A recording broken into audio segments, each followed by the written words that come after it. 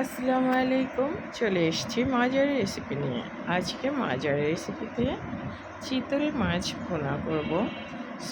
চিতল মাছের পাতলা ঝোল তৈরি করে দেখাবো। অনেক মজার খেতে, অনেক সুস্বাদু, গরম গরম ভাতের সাথে অনেক মজার। দেখে মনে হচ্ছে না যে এটা খেতে কতটা মজার হবে। আসলেই এর স্বাদ মুখে লেগে থাকার মতো। অবশ্যই একবার ট্রাই করবেন সেম রেসিপিতে।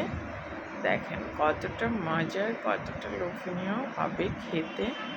একবার ট্রাই করলে বুঝতে পারবেন কতটা মজার। রেসিপি ভালো লাগলে ফলো সাবস্ক্রাইব করে নিয়মিত পাশে থাকবেন আশা করছি। আর সেম রেসিপিতে তৈরি করেছি ঘরে থাকা সব উপকরণ দিয়ে এবং খুব কম মশলায় তৈরি করেছি। খেতে অসম্ভব মজার। গরম গরম ভাতের সাথে খাবার টেবিলে সবাইকে সার্ভ করবেন, দেখবেন সবাই খেয়ে তৃপ্তি সহকারে ভাত খাবে এ মাছের রান্না দিয়ে। আর আমি আজকে দেশি চিতল মাছ রান্না করব। আর সে পর্যন্ত সবাই আমার সাথেই থাকবেন আশা করছি। এখন তাহলে মূল রেসিপিতে চলে যাব। প্রথমে আমি এখানে মাছ নিয়েছি, আমি পেটির মাছ নিয়েছি। হলুদ, লবণ আর মরিচ গুঁড়া দিয়ে আর সামান্য সরিষার তেল দিয়ে এটাকে মেরিনেট করে আমি রেখে দিচ্ছি। মাছ প্রথমে ধুয়ে পরিষ্কার করে নিয়েছি।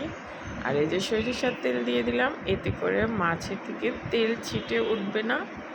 আর মাছটার ফ্রাইটাও খুবই সুন্দর হবে, মাছটাও পিছিল থাকবে। আর 10 মিনিট রেস্টে রেখে দিচ্ছি, এতে করে মাছের ভেতরে মশলা প্রবেশ করবে। চাইলে এখনও ভাজতে পারবেন, সময় না থাকলে এখনই ভেজে রান্না করতে পারবেন। এখন প্যান বসিয়েছি আর তেল দিয়ে দিলাম সয়াবিন তেল। প্যানটাকে পর্যাপ্ত গরম করে নিতে হবে। তেল ধোয়া ওটা গরম করে নিলে যে কোনো প্যানে মাছ ভাজবেন, দেখবেন মাছ লেগে যাবে না। আর সামান্য লবণ দিলাম আর সামান্য হলুদ। এতে করে যখন মাছের মধ্যে তেলের মধ্যে মাছ দিবেন ছিটা উঠবে না, এই যে তেল লবণটা দেওয়ার কারণে। অনেক সময় এই যে দেখেন এখন কিন্তু একটা ছিটাও ওঠে নাই আমার। আর আমি ধোয়া ওটা গরম করে নিয়েছি, তারপরে মাছগুলো ভাজতে দিয়েছি। এখন এক পিঠ হয়ে গেলে আরেক পিঠ উল্টে পাল্টে ভেজে নিচ্ছি মাছগুলোকে।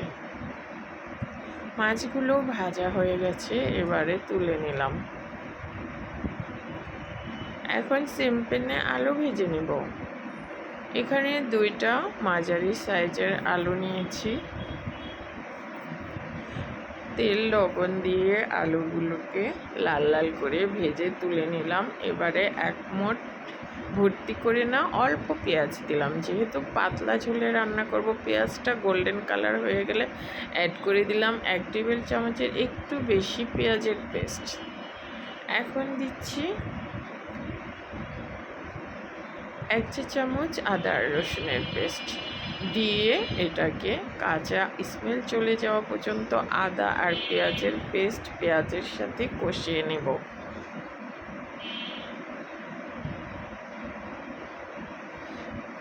আবার একটু সরিষার তেল দিয়ে দিলাম, এবারে মনে হচ্ছে একটু তেল লাগবে। এবারে একটু পানি দিলাম।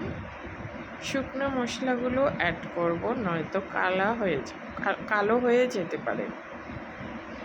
এখন 1 চা চামচের একটু কম হলুদ দিয়েছি, সামান্য একটু কম দিয়েছি যেহেতু কম মাছ। 1 চা চামচ একদম উঁচু করে দিলাম মরিচের গুঁড়া।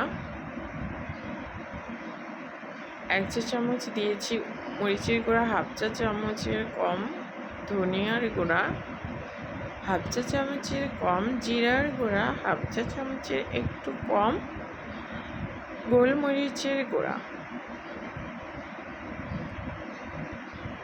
গোলমরিচের গুঁড়াটা অ্যাড করবেন, ফ্লেভারটা খুবই সুন্দর আসে। এখন পেঁয়াজের সাথে মশলা 3-4 মিনিটের মতো আমি কষিয়ে নেব। পানি দিয়ে দিলাম 1/2 কাপ। এই পানি দিয়ে মশলাটাকে তেল ভেসে ওঠা পর্যন্ত, কালার চেঞ্জ হয়ে যাওয়া পর্যন্ত কষিয়ে নিলাম। স্বাদ মতো লবণ দিলাম। এখন চুলার আঁচ লো ফ্লেমে রেখে মশলাটা 3-4 মিনিট কষিয়ে নেব। 3-4 মিনিট মশলাটাকে কষিয়ে নিয়েছি। দেখেন তেল ভেসে উঠেছে। এই পর্যায়ে ভেজে রাখা আলুগুলো অ্যাড করে দিলাম।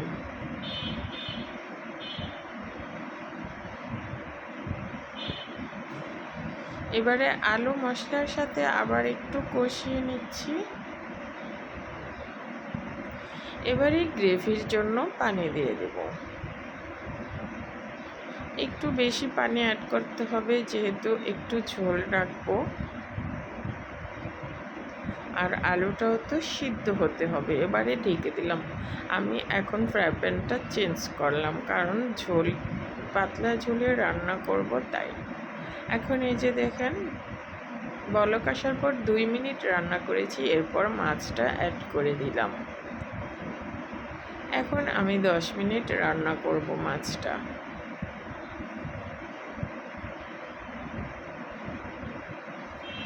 দশ মিনিট রান্না করার পর এখন 3টা কাঁচামরিচ ফালি করে দিয়ে দিলাম। ঝালও হবে, ফ্লেভারও হবে। আবার টেস্ট করে একটু লবণ দিলাম। লবণটা কম হয়েছিল। লবণও কিন্তু ঠিকঠাক মতো না হলে স্বাদ হবে না।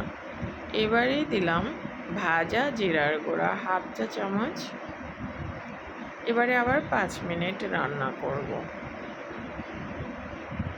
এবারে আবার একটু ঝুলিয়ে ঝুলিয়ে দিচ্ছি। দেখেন মাছটা কিন্তু আমার অলমোস্ট হয়ে এসছে, ঘন হয়ে গেছে গ্রেভি।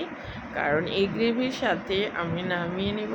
আলু আবার একটু গ্রেভি টেনে নেবে। এবারে ধনিয়ার পাতা কুচি দিয়ে এবার দমে রাখছি। দেখেন তৈরি হয়ে গেল আমার চিতল মাছের পেটি। অসম্ভব মজার।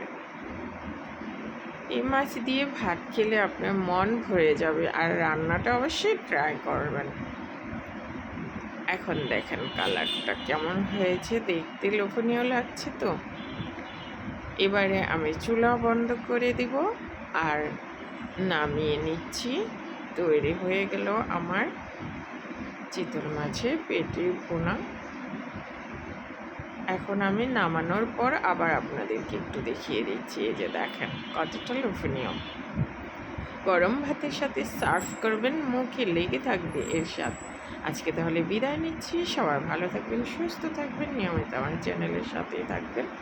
আজ আশা করছি রেসিপিগুলো ভালো লাগলে ফলো সাবস্ক্রাইব করে একটা লাইক দিয়ে নিয়মিত পাশে থাকবেন। আল্লাহ হাফেজ।